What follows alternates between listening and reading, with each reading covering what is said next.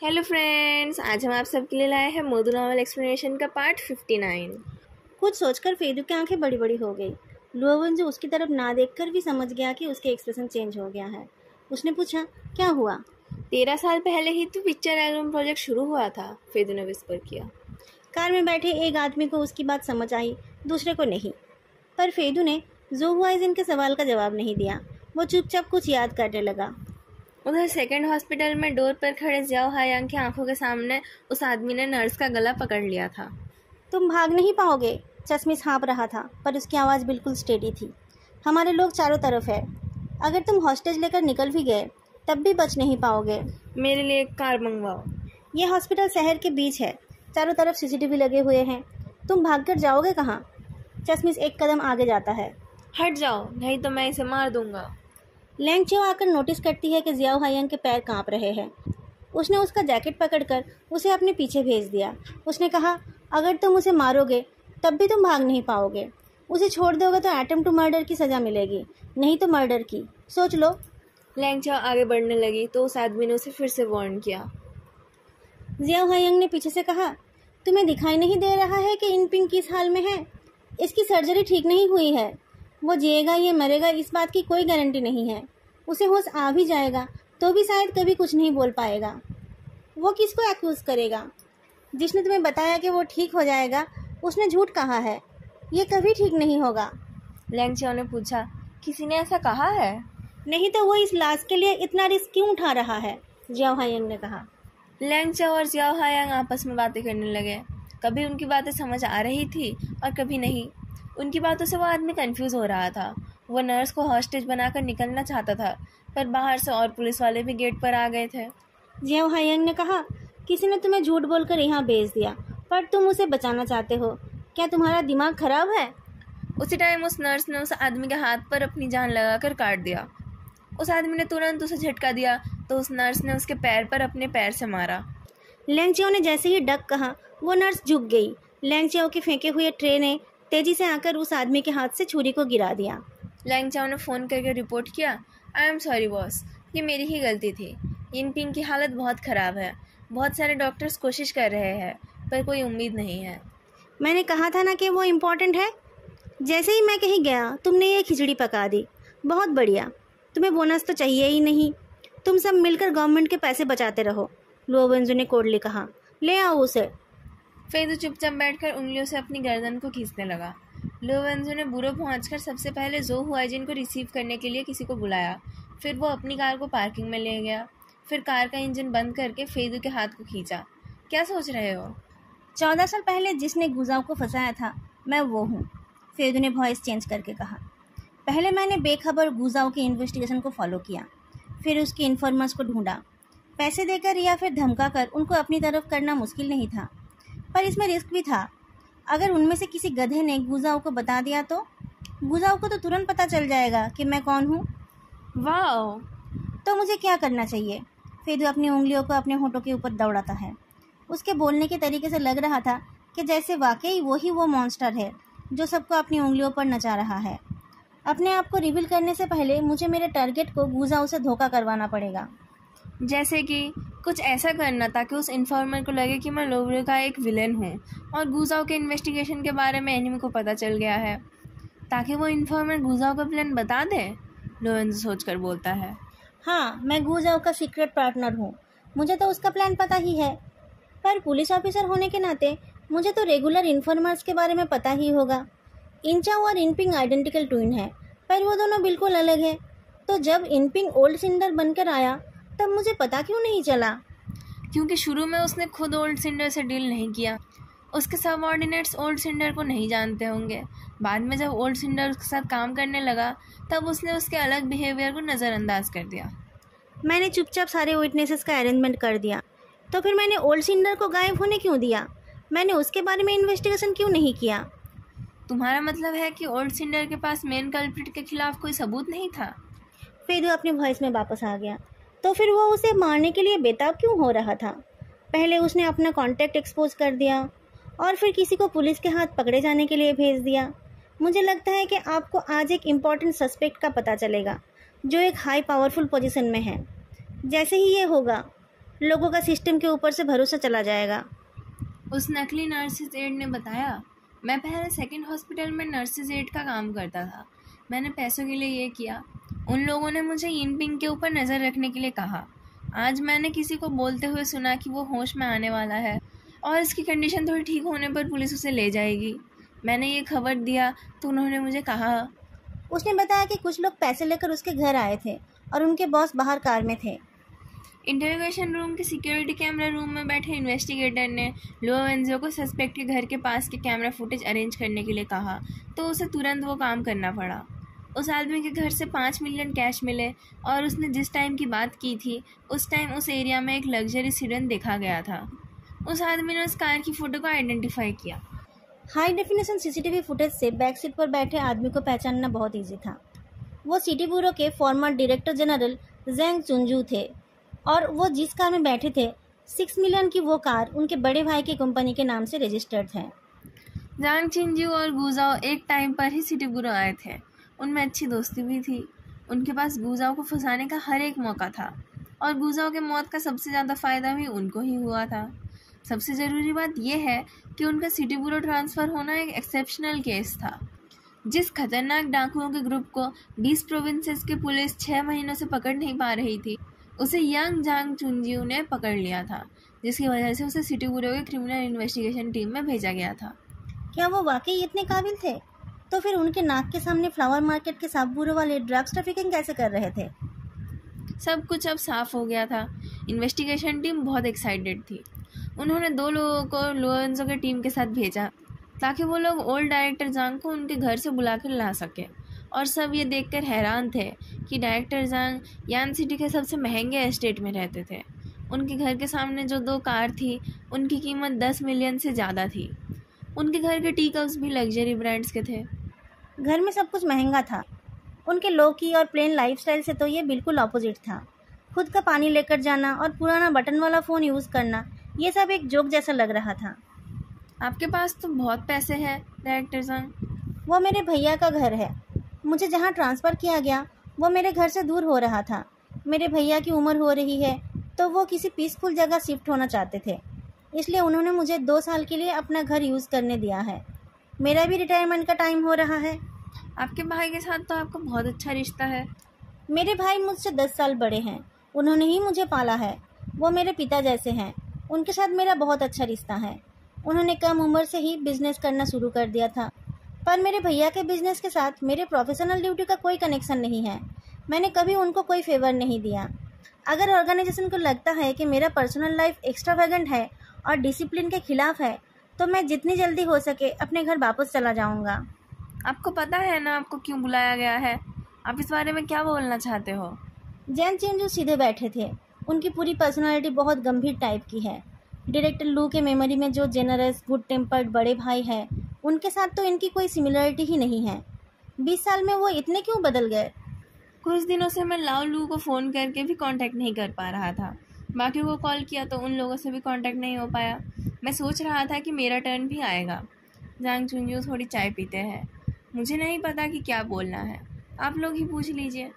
तो आप अपने पुराने कॉलिग्स के साथ रेगुलर कांटेक्ट में हैं? नॉट रेगुलरली, पर यह टाइम थोड़ा ख़ास है। एक तो गुजाओ का केस रीओपन हुआ है, दूसरा लाओ यांग की विधवा हॉस्पिटल में है, इसलिए हम एक दूसरे के कांटेक्ट में हैं। गुजाओ के केस को तो 14 साल हो गए हैं। क्या आपको उसके डिटेल्स याद है? जांग चुनजू कुछ देर के लिए चुप हो गए। गुजाओ का केस हम सबके दिल में कांटे के जैसा चुभा था।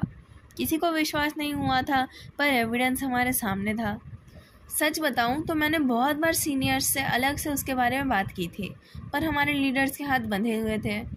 जांग चुनजू का एक्सप्रेशन थोड़ा हताशाजनक हो गया। मैंने नहीं सोचा था कि इतने सालों बाद ये केस रीओपन होगा।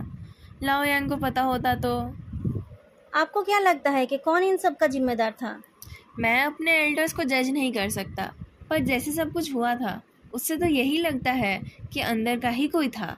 जांग चुनजू के ब्रोज और फोल्ड हो गए। मुझे नहीं पता कि वो कौन था और मैं किसी पर शक नहीं करना चाहता। अब चाहे तो मुझे सस्पेक्ट कर सकते हैं, पर मुझे नहीं लगता कि मेरे ब्रदर्स में से कोई ट्रेटर था। आपको ओल्ड सिंडर याद है, जिसका असली नाम इन चाओ था? हाँ, वही तो गुजाओ को लूवरे ले गया था। मुझे याद है कि वो कुछ दिन बाद गायब हो गया था।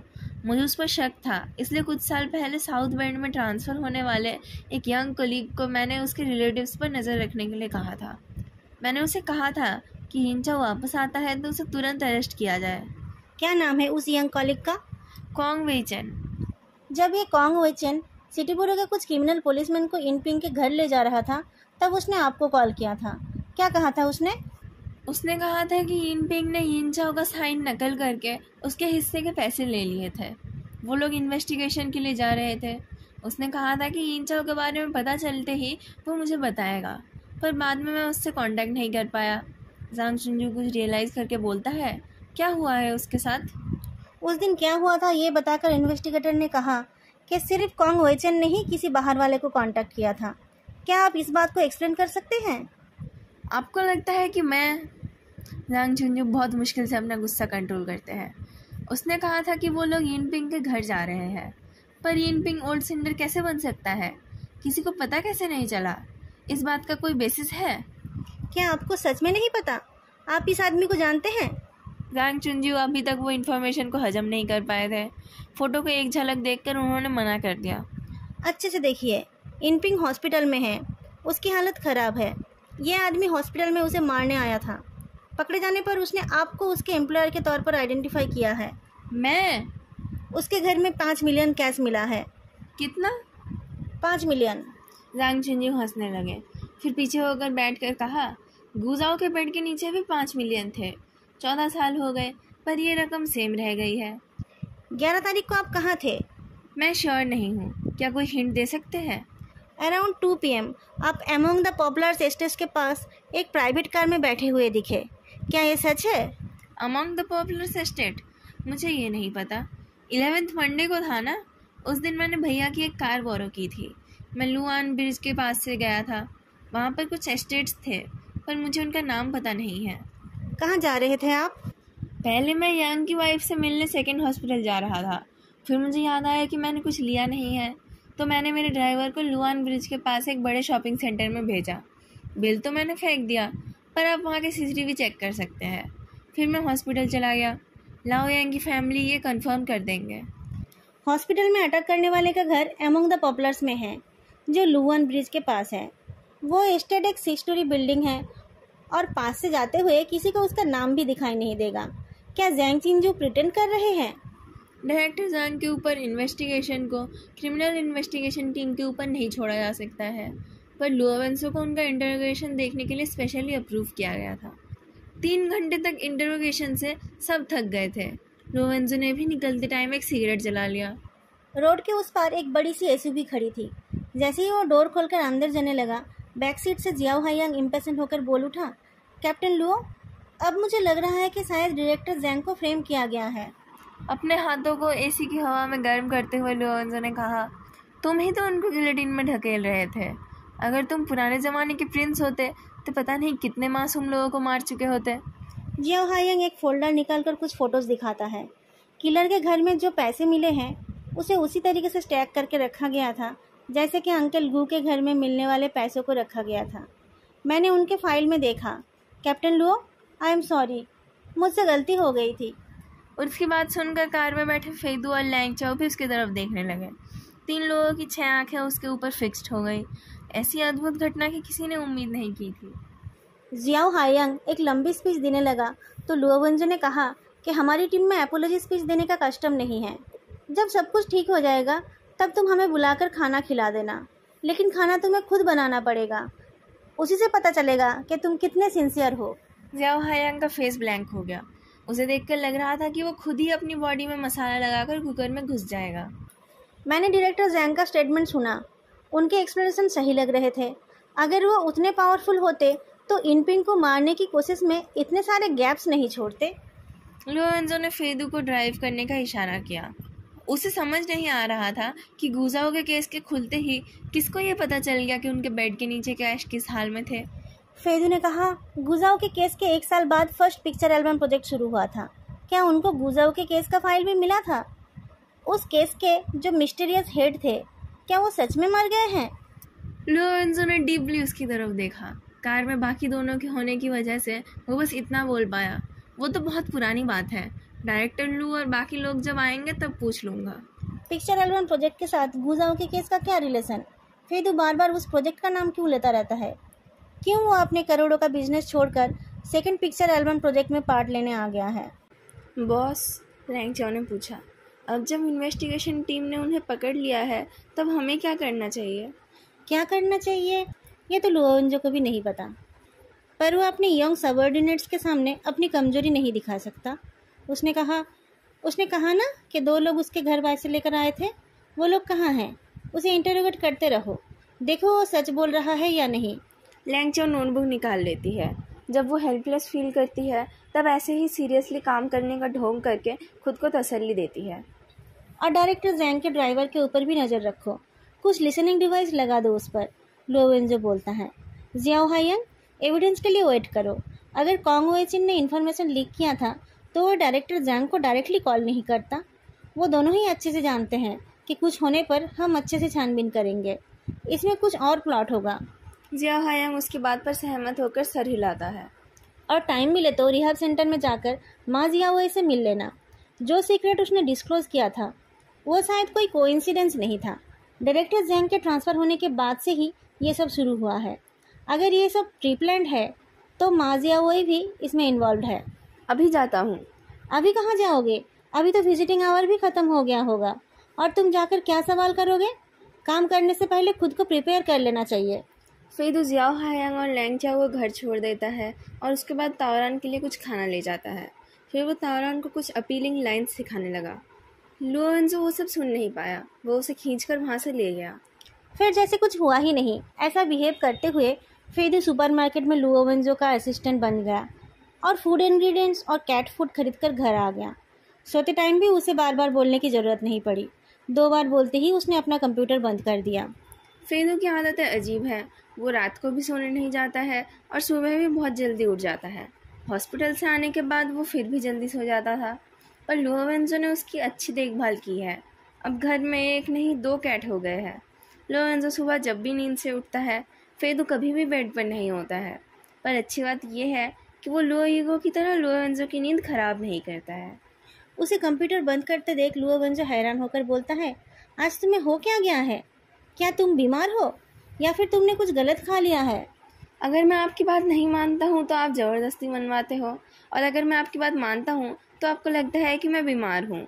डियर कॉन्क्यूबाइन, आप सन की हो। लुओवेंजो मुस्कुराकर फेदू की कलाई पकड़ता है। मैं सन की हूँ या फिर मेरे लॉर्ड के दिल का ठिकाना पाना मुश्किल है? कुछ दिनों से तुम्हारा मूड ठीक क्यों नहीं है? मेरे मूड में क्या प्रॉब्लम है? मैं तो आपको देखकर ही मूड में आ जाता हूँ। लुओवेंजो फेदू की तरफ देखता है। कुछ देर पहले वो ठीक यही लाइन ताओरान को सिखा रहा था। क्या उसे लगता है कि लुओवेंजो बहरा है? फेदू अच्छे से बात करने को तैयार नहीं है देखकर लुओवेंजो ने उसका कमर पकड़कर उसे उठा लिया। जूते, फेदू ने कहा, मेरे जूते। लुओवेंजो ने बेडरूम का डोर बंद करके फेदू को मिड एयर में डोर के ऊपर प्रेस कर दिया। तुम्हारा सीजियांग इतना भी बूढ़ा नहीं हुआ है कि तुम्हारे पैर को ज़मीन पर लगने देगा। जूते का क्या करोगे तुम? प्रेसिडेंट फे को ऐसे पोजीशन का एक्सपीरियंस नहीं था। उसे पता था कि वहाँ से गिरने से वो मरेगा नहीं, फिर भी वो इनसिक्योरली डोर नॉब को पकड़कर सपोर्ट लेता है। ज़बरदस्ती मुस्कुराकर वो बोलता है, क्या हम इससे कम स्टिमुलेटिंग कुछ कर सकते हैं? मुझे लगता है कि ये। लुओवेंजो का एक्सप्रेशन देखकर वो अपनी बात को थोड़ा बदल लेता है। आपके लिए की जगह उसने कहा, ये मेरे लिए टायरिंग होगा। लुओवेंजो उसके नाक में नाक घींचने लगा तो फेदू उसे किस करने गया, पर लुओवेंजो ने अपने फेस को पीछे करके कहा, डोर नॉब से हाथ हटाओ। तुम मेरे सिवा किसी और पर हाथ नहीं रख सकते, और नहीं तो हैंडकफ्स भी है। फेदू इन सब मामलों में लुओवेंजो का विरोध नहीं करता है। उसने हाथों से लुओवेंजो का कंधा पकड़ लिया और पैरों से उसका कमर। लुओवेंजो बाथरोब को हटाते हुए पूछता है, मैं तुम्हारे लिए क्या हूँ?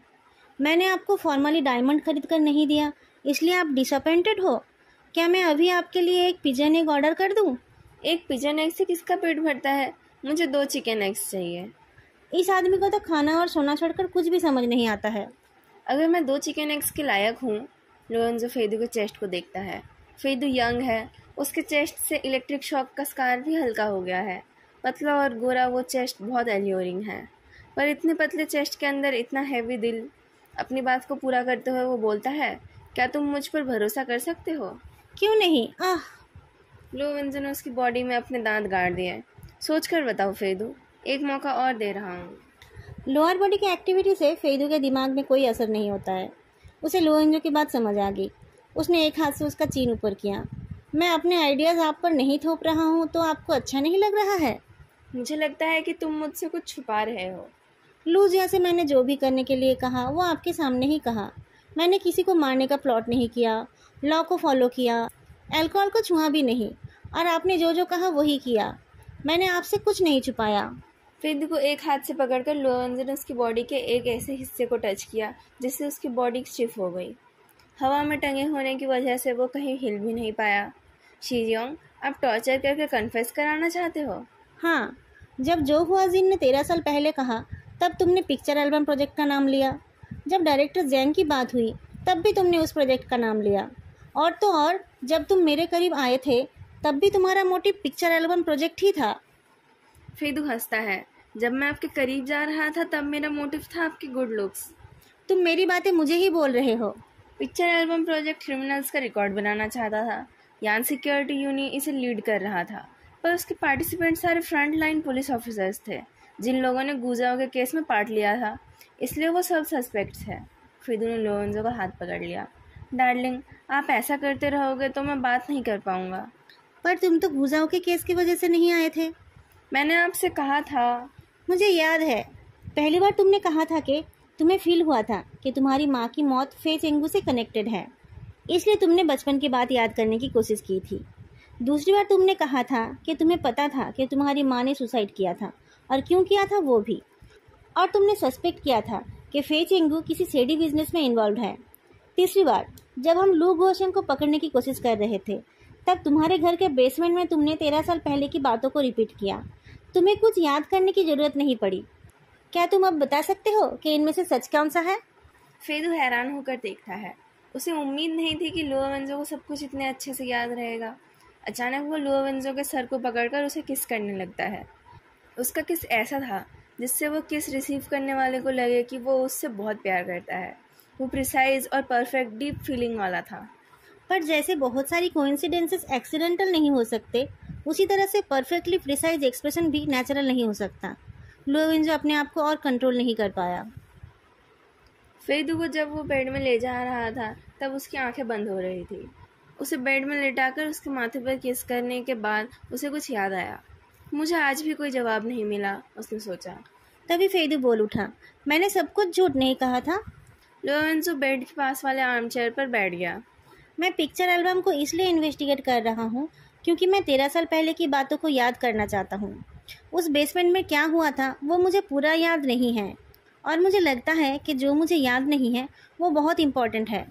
मुझे लगा था कि तुम्हारी याददाश्त जाओ हायान की तरह है। मेरी मेमोरी फोटोग्राफिक नहीं है, फेदू मुस्कुराता है। एक्चुअली मैं उस बेसमेंट में 2 बार विदाउट परमिशन गया था। फर्स्ट टाइम मेरा कुछ गिर गया था और मैं उसे उठाने गया था। डोर लॉक नहीं था तो मैं अंदर चला गया और तभी मुझे पिक्चर एल्बम प्रोजेक्ट दिखा था। तभी फे चेंगू आ गया तो मैं बुककेस के नीचे वाले कैबिनेट में छुप गया था। लकीली उसने मुझे नहीं देखा। लोएंजो को लगा कि इस बात में कुछ गड़बड़ है, पर उसके कुछ समझने से पहले फेदू ने फिर से कहा, छोटे लड़के तो क्यूरियस और रेबेलियस होते हैं। एक बार जाने के बाद मैं दोबारा जाना चाहता था। फे चेंगू से उस बेसमेंट का कोड जान लेना आसान नहीं था। मुझे करीब 6 महीने लग गए दोबारा उसके अंदर जाने में। तभी मैंने वो रिसर्च पेपर देखा था। फर्स्ट पिक्चर एल्बम प्रोजेक्ट के हेड फैन C1 का पेपर? हाँ। लोएंजो फ्रॉन करता है। पिक्चर एल्बम प्रोजेक्ट में कुछ गड़बड़ था। जैसे ही वो पता चला उस प्रोजेक्ट को तुरंत बंद कर दिया गया और सारे पार्टिसिपेंट को इन्वेस्टिगेट किया गया। गुजाओ के केस के बाद इतनी जल्दी दूसरा स्कैंडल झेलना सिटी ब्यूरो के लिए पॉसिबल नहीं था। पर फे चेंगू उसमें इतना इंटरेस्टेड क्यों था? मैंने उसका कंप्यूटर ऑन किया था। उसका कोड और डोर का कोड सेम था। डेस्कटॉप में पिक्चर एल्बम नाम की एक फ़ाइल थी, पर उसमें वो कोड काम नहीं कर रहा था। उसके बाद क्या हुआ मुझे ठीक से याद नहीं है, पर फेदू खांसने लगा। लोएंजो को लगा कि ज़्यादा देर तक बात करने के लिए फेदू का गला सूख गया होगा, पर उसकी खांसी तो बंद ही नहीं हो रही थी। वो फेदू को पकड़कर उसका पीठ थपथपाने लगा। क्या हो गया? ठंड लग गई है क्या तुम्हें? खांसते खांसते फेदू सांस भी नहीं ले पा रहा था। उसके फोरहेड के साइड के वेन्स भी दिखाई दे रहे थे। खांसी रुकने में बहुत टाइम लगा। लोएंजो ने उसे थोड़ा गर्म पानी पीने के लिए दिया। मुझे बस इतना याद है कि फे चेंगू अचानक घर वापस आ गया था। मुझे बेसमेंट में देखकर वो बहुत गुस्सा हो गया था। बहुत गुस्सा दिखाने के बाद उसने वो बेसमेंट खाली कर दिया था। फेदू तकलीफ के साथ बोलता है, पर अब जब मैं ये सोचता हूँ तब मुझे लगता है कि उस टाइम मुझे उसके कारण में पता चल गया था। मैंने शायद उस दिन वहाँ पर बहुत इम्पोर्टेंट कुछ देखा था। दोस्तों, आज का एक्सप्लेनेशन मैं यहीं पर ख़त्म करती हूँ। फिर मिलेंगे अगली वीडियो में। तब तक के लिए बाय।